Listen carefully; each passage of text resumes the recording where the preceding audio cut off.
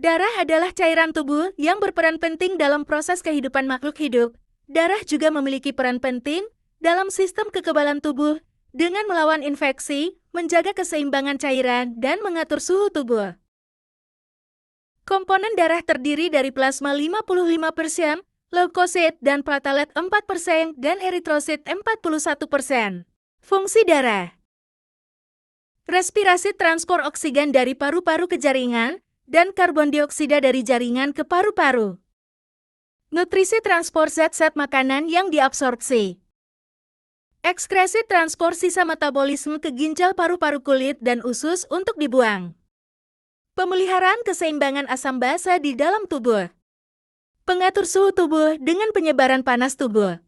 Sel darah merah atau eritrosit adalah sel dalam darah yang memiliki peran utama dalam mengangkut oksigen dari paru-paru ke seluruh tubuh dan membawa karbon dioksida kembali ke paru-paru untuk dikeluarkan. Diproduksi di sumsum tulang melalui proses yang disebut eritropoiesis yang dirangsang oleh hormon eritropoietin dari ginjal. Warna sel darah merah disebabkan karena pigmen merah disebut hemoglobin. Rata-rata berumur kurang lebih 120 hari. Berbentuk melingkar, pipih, dan cakram bikonkav. Sel matang tidak mempunyai nukleus. Fungsi sel darah merah 1 mengantarkan oksigen ke seluruh tubuh, 2 penentuan golongan darah, 3 menjaga sistem kekebalan tubuh atau antibodi. Proses terbentuknya sel darah merah. 1 darah diproduksi dalam sumsum merah tulang pipih, 2 sel yang sudah diproduksi dan dikeluarkan dinamakan retikulosit, 3 sel yang sudah matang mengalami perubahan pada selaput plasma. 4 hemoglobin diubah menjadi zat warna empedu yang kemudian ditampung dalam kantong empedu. Anemia adalah keadaan di mana massa eritrosit yang beredar tidak dapat memenuhi fungsinya untuk menyediakan oksigen bagi jaringan tubuh. Penyebab anemia: anemia defisiensi besi, kekurangan V sebagai komponen pembentuk sel darah merah. Anemia aplastik, kegagalan ulang menghasilkan sel darah merah dalam jumlah yang adekuat, walaupun semua bahan yang dibutuhkan untuk eritropoiesis tersedia. Anemia akibat penyakit ginjal. Penyakit ginjal akan menghambat sekresi eritropoietin, sehingga dapat menyebabkan eritropoiesis terganggu. Anemia hemoragik. Kehilangan darah akibat perdarahan dapat bersifat akut maupun kronik. Anemia hemolitik disebabkan karena sel darah merah mengalami hemolisis. Dapat disebabkan karena infeksi parasit, misalnya pada malaria. Sel darah putih atau leukosit.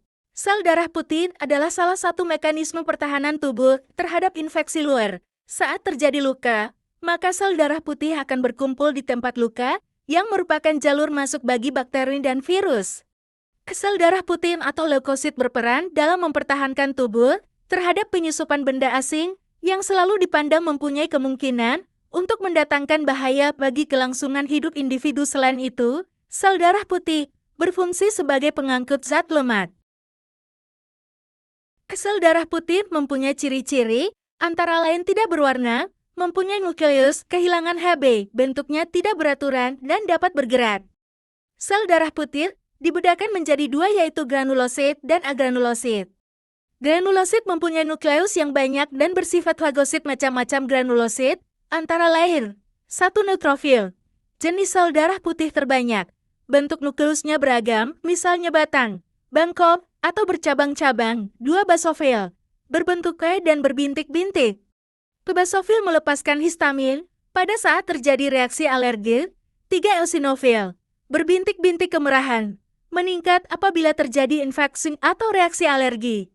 Agranulosit hanya mempunyai sebuah nukleus dan tidak seluruhnya bersifat fagosit. Macam-macam agranulosit, antara lain monosit, jenis sel darah putih terbesar, bersifat fagosit. Nukleusnya berbentuk seperti kacang dan dapat bergerak cepat.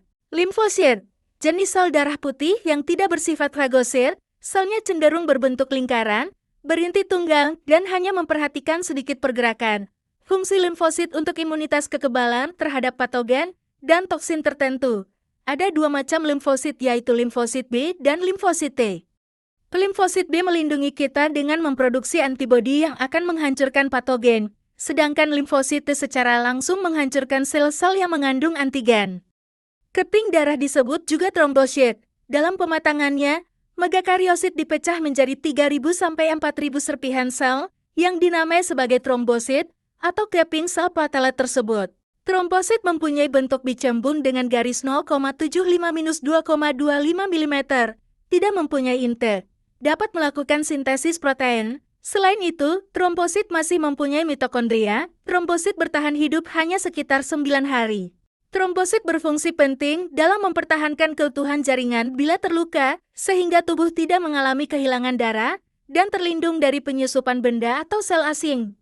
Trombosit membantu dalam proses pembekuan ketika pembuluh darah pecah.